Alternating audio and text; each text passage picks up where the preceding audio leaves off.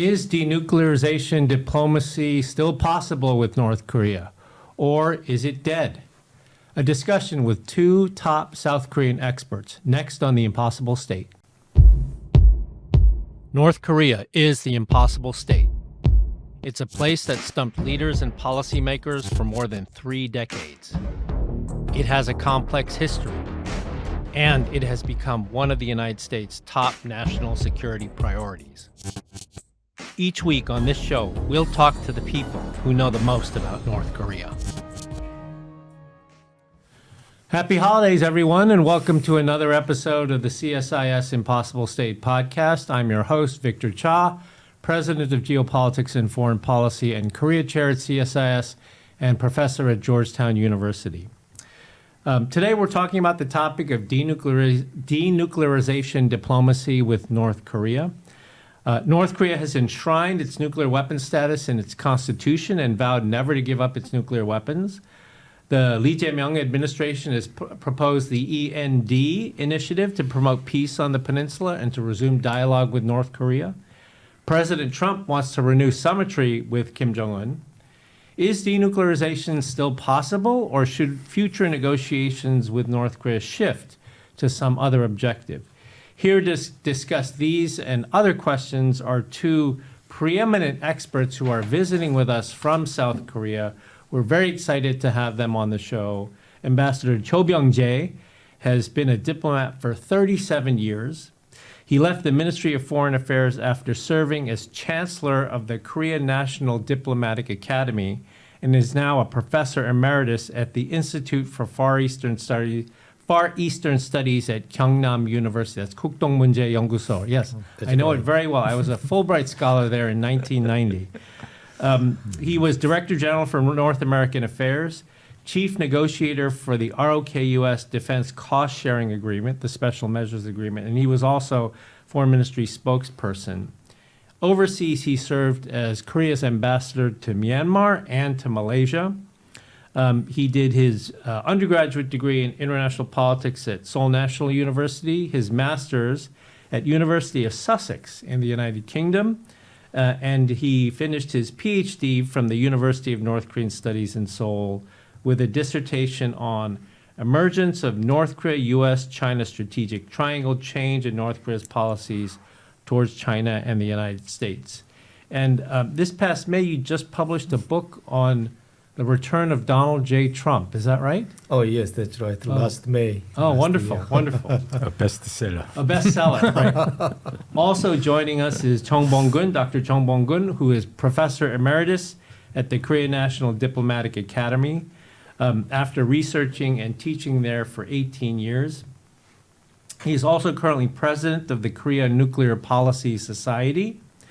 Professor Jun has had several government and non-government positions, including policy advisor to the Ministry of Unification, secretary for international security affairs at the presidential office, and you also worked on KEDO, the Korea Energy Development, or I think that's when we first met. You were working on KEDO, the Korean Energy Development Organization that supported, actually carried out the work of the Agreed Framework, the 1994 Agreed Framework. He is the author of numerous books, including The Tragedy of International Politics of the Korean Peninsula, published in 2023, The 30 Years Nuclear Crisis on the Korean Peninsula, also published in 2023, and The Politics of Denuclearization, published in 2020. Thank you both for being on The Impossible State. It's really a pleasure to have you with us. Thank you. Thank you for having us here. Great. So maybe we could start. I opened the program by talking about this initiative by the new Lee Jae Myung administration called E.N.D. Ambassador Cho, maybe we can start by you explaining to our audience what this initiative is. Yes, as you know, this initiative was first announced at the UN General Assembly this year in late September. And E.N.D means that the E is exchange, and the N, normalization, and D, denuclearization. So it means that South Korea starts exchange programs with North Korea, and then gradually we move to the normalization, our relationship and exchange and the cooperation. And then at the same time, we try to resolve the denuclearization issue. We say here E.N.D, but seems that the Lee Jae Myung government does not do any priority on any particular aspect of these three E.N.D. So whatever comes first, they are ready to move first. If denuclearization comes first, then that will be the start of the whole project. Mm-hmm. So even though, so you're saying that even though it's E.N.D, meaning end or end, Yeah. that is not the necessary order in which they think about this. Yes, as far as I understand, that there is not order, but now you see that these days all communication and all exchanges and any talks on denuclearization all shut now, all stopped. Mm-hmm. So what the South Korean government is trying to do is to open some communication and to talk about exchange, normalization, and denuclearization with whatever possibilities. So that's the situation. So you do not need to talk about any order in this E.N.D components. No order, no necessary priority. No. Professor Chun, I mean, both of you have had long experience on this in terms of the inter-Korean initiatives by different South Korean governments. How do you look at this in the perspective of looking at it historically at other cases? Is there something different or new here? Yeah, I think there is some emphasis on normalization and the peace this time. Traditionally, South Korea has pursued the three North Korea policy objectives or values. Those are peace, security, and unification. Post-Cold War era, security was not a problem. North Korea was on verge of collapsing. Peace was not a problem, But so at the time, our two main focus was unification and denuclearization. But two these objectives are not we have at the moment. Unification, we don't talk much about it, and the denuclearization diplomacy have failed big. So now I think then how do we do it? So as long as we don't have a peace mechanism on the peninsula, all these, exchanges, economic cooperation is not working. Whenever one shot of, missiles, one shot of, nuclear test is demolishing all those accomplishments. So I think at this time, while they are coming with the exchange, normalization, decolonization, I think they are more focusing on in following their principles of practical diplomacy. How do we have some political approach first? Peace settlement and the peaceful coexistence that could be done through normalization. But of course, diplomatic normalization cannot be done overnight. There should be some other denuclearization going on. But I would say that the focusing is peaceful coexistence that could be done through normalization. As we all know, President Trump was just in Asia. He was in Southeast Asia, then he went to Japan, and then he went to Korea for APEC, although he didn't stay for APEC. He went to Korea to meet President Lee. And of course, he wanted very badly to meet with Kim Jong-un. He was very public about his desires to meet with Kim Jong-un. What would you like to see the U.S. president do if there were a meeting between him and the North Korean leader in the context of this E.N.D. initiative? What is it that you would like to see President Trump do? Of course, we all are familiar with the Singapore Declaration. We're familiar with the inability to execute on that declaration in the Hanoi summit, as well as in the Panmunjom summit. But clearly, President Trump has an appetite for meeting Kim Jong-un again. What would you like to see happen if that meeting were to take place sometime next year? So, Ambassador Cho. Yes, we have noticed that in the fact sheet, which was issued on November 14, tariffs and the security agreement, there you found that the both sides, I mean, President Lee Jae Myung and President Trump, reconfirmed their commitment to the 2018 Singapore joint statement between United States and North Korea. At that time, you see that this particular document is the one where denuclearization issue is closely linked with the peace regime on the Korean Peninsula. And there was no success statement from Hanoi summit or very brief meeting in Panmunjom. So I think this Singapore statement is what you have now signed between Trump and Kim Jong-un. So I think this has a very important symbolic significance as well, because when this document was signed, it was hailed as a great achievement on the part of Kim Jong-un, its leader in North Korea. And Trump also voted that he signed this document. It had some criticisms from some experts in Washington or in Seoul. However, I think that was a much favored document between two leaders. So any meeting between two leaders at this time, then I think this document will be the starting point. And where they will be talking about the denuclearization together with the peace regime and the economic cooperation issues and so on. And of course, some sanction relief issue which was discussed in Hanoi. So from our perspective, Korean perspective, then we want to see this meeting, potential meeting, if realized, then contribute to the stability on the Korean Peninsula and of the region. And we hope that this can jumpstart discussion on some issues of tension reduction. So stability and the tension reduction would be a very important component, and hopefully we can see some thaw in the talks of denuclearization as well. I see. I want to add that North Korea, in order to survive as a state, they need two things above all. One is systemic and regime assurance, security, and economic development.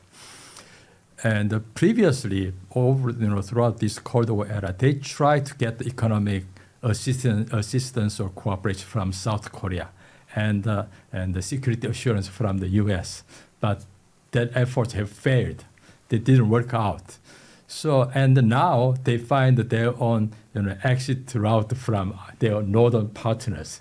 They can get the security assurance from Russia, and also they can help some economic help from Russia and China. So definitely there is a much lower incentives at this time.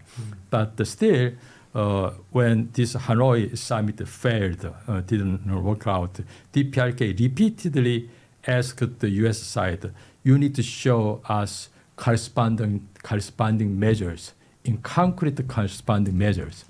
Still, I think, of course, now since this Ukraine war, things, environment have changed. But still, DPRK needs economic development assistance. So I expect the DPRK, of course, the DPRK have wanted, to Trump that why don't you recognize us as a nuclear, status?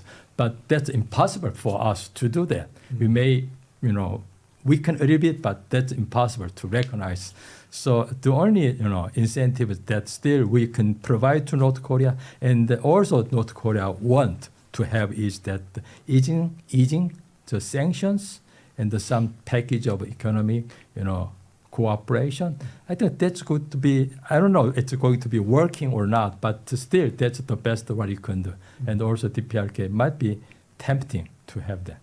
Can I ask you both, do you think that President Trump cares more about peace or more about denuclearization on the Korean Peninsula? I think we know which one Kim Jong-un cares about. But do you think President Trump is committed to denuclearization, or do you think he's more focused on peace as a peace regime or declaration as a first step to re-engaging on the denuclearization dialogue? I would say he doesn't care much about denuclearization. He talked a lot about Kim Jong-un and North Korea during the last couple of years, even during the campaign. His message was that, I have good relations with Kim Jong-un. And second message was, I prevent the nuclear war on Korean Peninsula. He never mentioned denuclearization.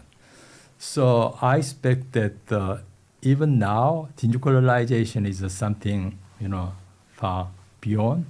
And I think in even South Korea, it's extremely hard to denuclearize North Korea overnight or even 5-10 years. So we tend to be postponing complete denuclearization. At the moment, we found that the intercorean relations are so tense, and the DPRK nuclear posture and doctrines are extremely dangerous.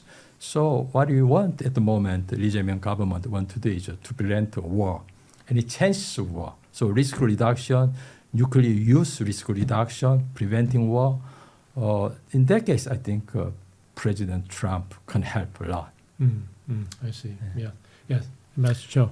Yeah, I think we can put the denuclearization issue in this perspective because of the dramatic expansion of North Korea's nuclear and missile capability.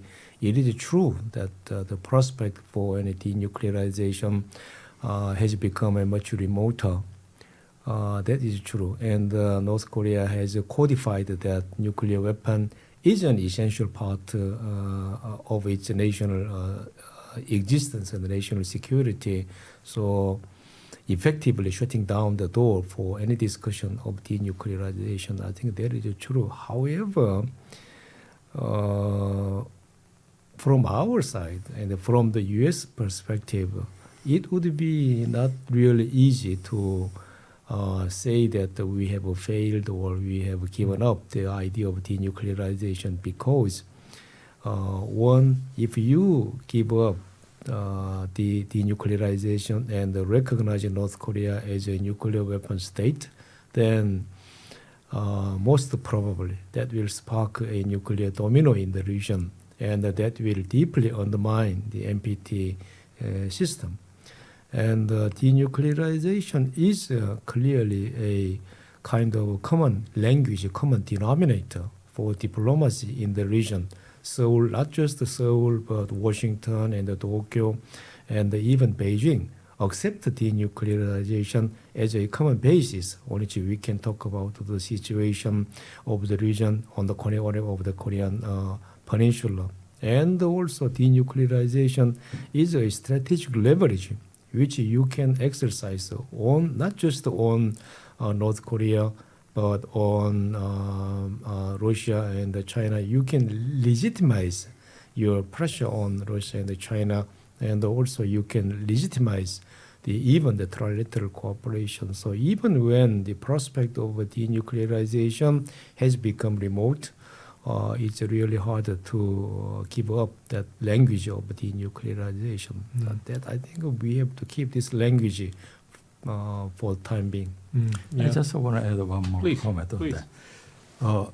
In the meantime, our denuclearization strategy was maximum pressure, North Korea's change, behavior regime, and then unification.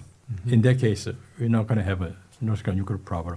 But that have failed, didn't work out. And the situation or environment is much worse than those post-Cold War era. I think that's why the current Lee Jae Myung government was thinking that we better have, previously we had the first denuclearization, later regime, peaceful settlement or peaceful regime building. But now they are thinking in a reverse way. Why don't we have a peaceful regime building or peaceful coexistence? That's going to be much induce a better environment for North Korea to give up the weapons. So that's they didn't say explicitly about it, but I think that's what they have in mind. Strategic They're leaning thinking in that direction. Yeah. It may be hard to it's a change of our own this strategic logic, but I think I think that's worth pursuing. Interesting. Yes, Can I Ambassador. add just one more? Yeah. This is also a kind of perspective to what Korean government and the U.S. government is doing on this issue for denuclearization of North Korea. North Korea, as you know, is refusing to talk about this one. Absolutely no. They said that the nuclear weapon is non-negotiable. And in this situation, what we need to do is, I think, to exert efforts on three tracks. One is that in order to counter the North Korean increased and expanded capability, then we also needed to build up our deterrence. That's one thing. That will include the U.S. extended deterrence and Korea's our strengthening of our conventional capability, and also we talked about the introduction of Korea's nuclear-powered submarines. That will all constitute a very essential part of our deterrence build-up. Second one element is that we need to reduce the risks in unintended escalation or misunderstanding, particularly along the border region. So in order to do this, the South Korean government has recently unilaterally took some measures. For example, it has stopped the balloon launches and it has stopped the border broadcasting, propaganda broadcasting. And recently it has proposed a military-to-military talks to discuss the abnormal cross-border incidents. And the third track is diplomacy. We cannot give up diplomacy. This is a very essential component. But this time, the main purpose of the diplomacy is not necessarily to make a impressive breakthroughs in denuclearization, but more focused on reducing risks and improve the stability on the Korean Peninsula. And you mentioned that President Trump wants to have a summit meeting with the North Korean leader. I think that will be if realized, that will be a very important part in our effort to stabilize the situation, to reduce the risks on the peninsula through diplomacy. That may not produce a impressive breakthrough in denuclearization efforts, but nevertheless, I think that will significantly contribute to stabilizing the situation and open the door to improving the whole situation. So in this way, we can call this is a management strategy. This crisis tension is much higher now. We have to manage the situation, so we can call this is a management, managing the pathway to denuclearization. It is not giving up the denuclearization, but we put this issue into a more long-term perspective, not necessarily a short-term achievement, but long-term perspective. But anyway, still, we want to manage the pathway to denuclearization. So management strategy. Yeah, very interesting. Just so my U.S. government friends don't get angry at me, I mean, we know that the U.S. government's official position under the second Trump administration has actually shifted a little bit on denuclearization. They used to say denuclearization of the Korean Peninsula, and now they're saying denuclearization of North Korea. I think when we had our conference yesterday and the U.S. official, I noticed the language that they used was denuclearization of North Korea. Having said that, as you said, Professor John, Donald Trump doesn't say that. He talks about his good friend Kim Jong-un. He talks about casinos and condominiums in Wonsan beaches. He talks about everything except denuclearization. So that's the first point. The second is this idea of peace coming first. Is you said it's sort of a change in the strategic logic, an adjustment in the strategic logic, and I think we all remember when even I think in the 1990s, There were people like Ambassador Jim Laney and Ambassador Jim Goodby who were making this argument as well, that we need to start by changing the political context before we can have a conversation about threat reduction. It's very hard to denuclearize between two highly distrustful enemies, and that we need to change the overall political relationship. At that time, it was a marginal view, right? It wasn't something that was accepted because I think the U.S. government bureaucracy kept focusing on CVID, denuclearization first, everything. With denuclearization, everything else comes. But like you said, we've been doing that for 35 years, and it clearly hasn't worked. Yes. And also, of course, we had this peace initiative all those years too. But however, the problem was that either liberal and conservative governments, when they have a sunshine policy, still the trend of the time was that the changing North Korea.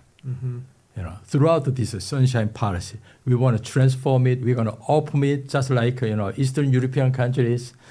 But in Northeast Asia, that kind of a moment didn't come. So this time, when you talk about the peaceful coexistence, it's more like the kind of a strategy we have pursued around 1990, when before the end of the Cold War. At the time, we were in such a hostile relationship with North Korea. So we pursued, why don't we go enter the United Nations together? So make it more like, peaceful coexistence, but no war. And also the spirit of a basic agreement of 1991. Yeah. But let me ask you, I mean, peaceful coexistence, no war, but still, does that mean peaceful coexistence, no war, and no communication, no exchange, or peaceful coexistence, no war, and continued growing interaction and economic exchange and these sorts of things? Because, I mean, the traditional version of the Sunshine Policy said that, of course, this economic exchange was important. South Korean capital and technology, North Korean literate labor. But as we saw in like Kaesong and Mount Kumgang, the North Korean regime doesn't want that sort of exposure to the outside world, and in particular South Korea. So I guess my question is, what exactly does peaceful coexistence mean then? Does it mean no dialogue, or does it mean, maybe there's a military-to-military hotline to prevent crises, but what does it mean? Yeah. Previously, we thought that this economic cooperation project and all this exchange and dialogue is what the DPRK wanted, Right. but DPRK never wanted it. Yeah. That's harming their dynasty. So what we can expect is that, of course, as DPRK is asking for hostile two-state relations, that's never what we want. We want a more temporary, peaceful two-state system. That's, I think, what with this new government is trying to achieve. In that case, I think the intergovernmental, some military security or political dialogue should be desirable, but certainly economic cooperation is coming to a little bit the back burner. And while it's problematic, when we are having this kind of a temporary two-state, all this interaction could be severed, but that's what we never wanted. When we are having more of a stable relations, even if it's temporary two-state, I think that's going to, we hope that encourage the interactions between the two. It is the political and military, how to prevent war, how to prevent, some establish crisis, communication lines. All those are, gone at the moment. So the focus would really be on sort of, as you said in your earlier answer, Ambassador Cho, tension reduction, mutual tension reduction, crisis avoidance, these sorts of things. This would be one of the most important parts of a peaceful coexistence, sort of two-state solution, rather than the traditional Sunshine Policy idea of privileging economic exchanges and things of that nature. Yeah, I think so. our experiences for the last 30 or 35 years shows that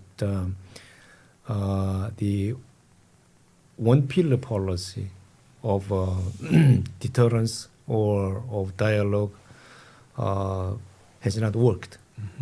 So now I think in the meantime, the North Korean nuclear capability has advanced so much so far. So now I think our policy needs to be then two pillars at least. I mean, one is deterrence. Because of the increased capability of North Korea, we cannot be unprepared. I mean, for any circumstances. So at the same time, we have to stabilize the situation. So deterrence and diplomacy, I think these need to go hand in hand. One does not need to follow the other. After deterrence, then we follow dialogue, or after dialogue, then we come with the deterrence. I think that would not work, and that has not been working for the last 35 years. So deterrence and diplomacy will go hand in hand.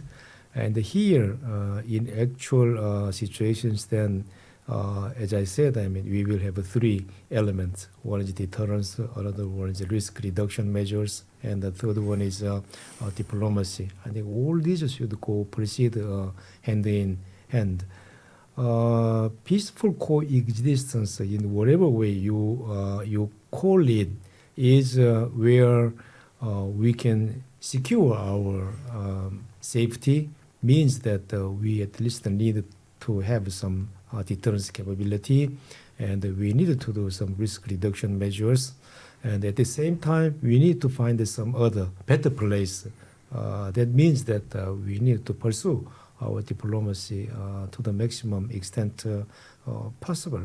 So this will be all something we need to do on the ground. This situation will, I think, last for the time being. We cannot expect a sudden change in our relationship. We need some patience, and we need to persistent efforts and consistent efforts in that direction. Do you think that the recent agreements between the United States and South Korea that we saw on the fact sheet, your government's going to increase to 3.5% defense spending, 3.5% of GDP on defense spending, $25 billion in U.S. military equipment, of course, shipbuilding, nuclear submarines.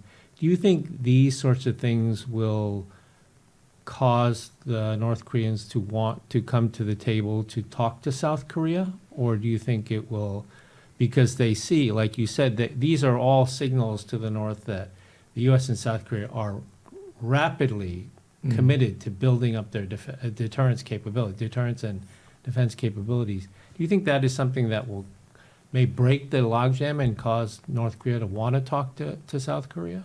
I don't think by increasing our defense spending, we can force North Korea to come to negotiating table.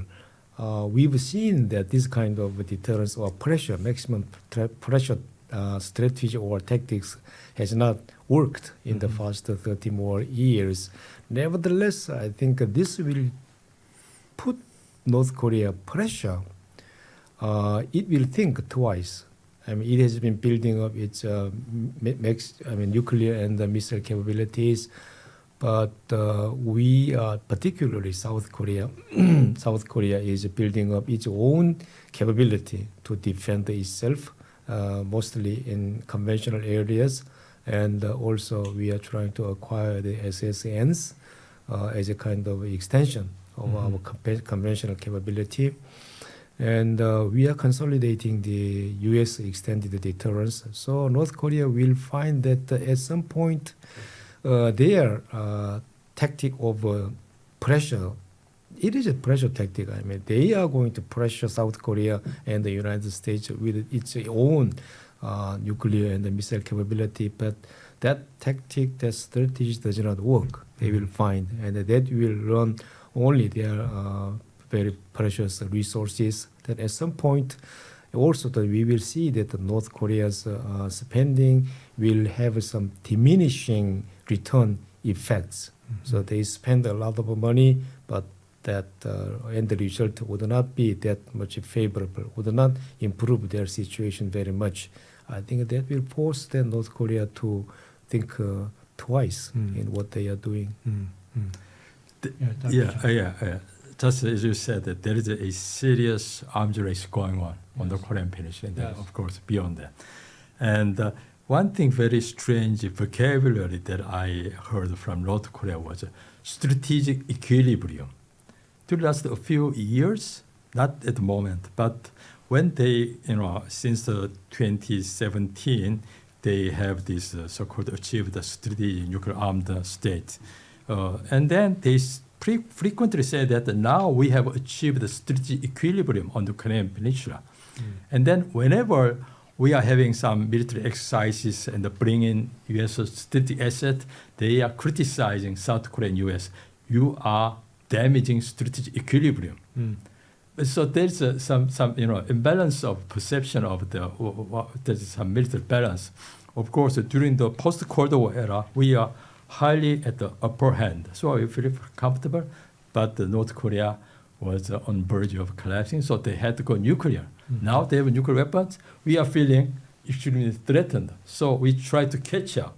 That's why we are doing all these things. Now DPRK was saying, now you are trying to. So I think that's one of the issues that we need to talk between two Koreas and the region. Are you going to continue this arms race? But at the moment, while we are doing it, I don't think we are thinking intentionally this is going to bring in North Korea into the table. No, I don't think so. But however, this kind of arms race is continuing.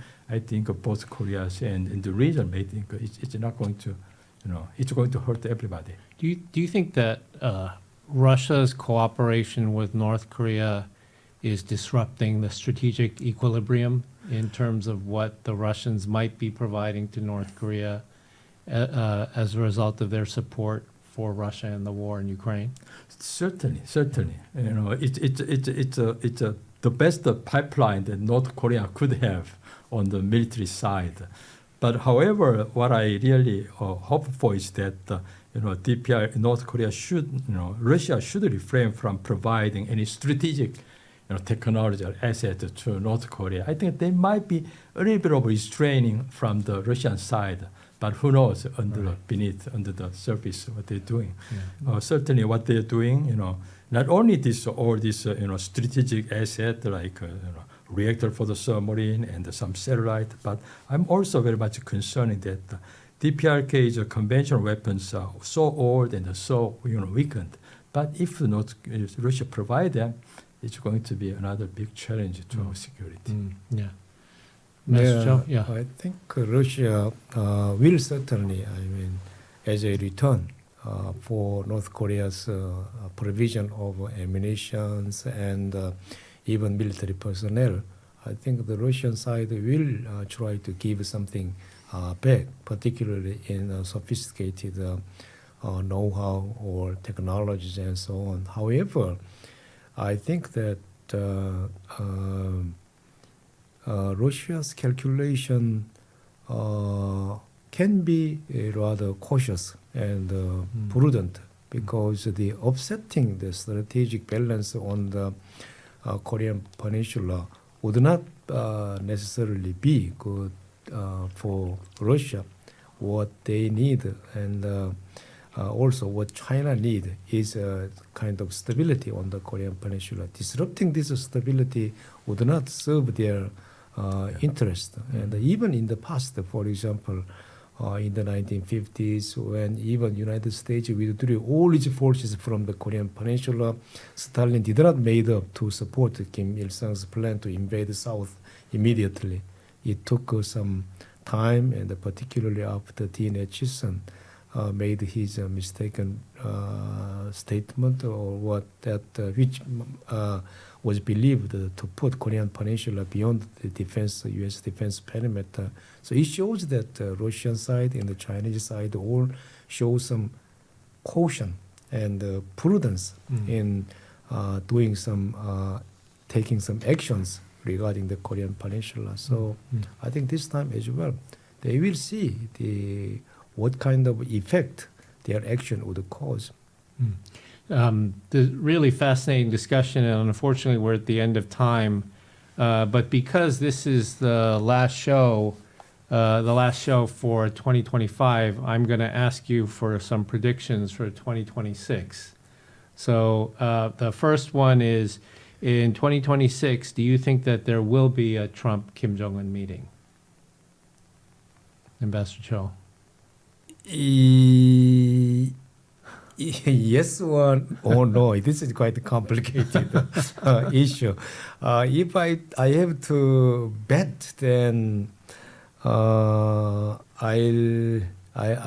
will not bet on that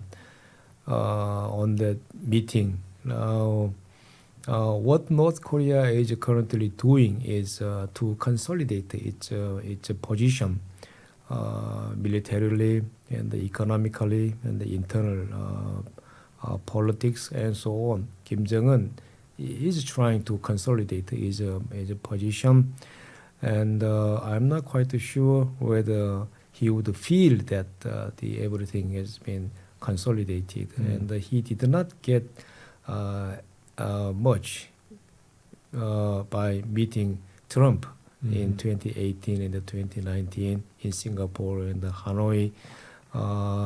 If he comes back from the meeting with Trump empty-handed again, then that was I think damage his position in North Korea.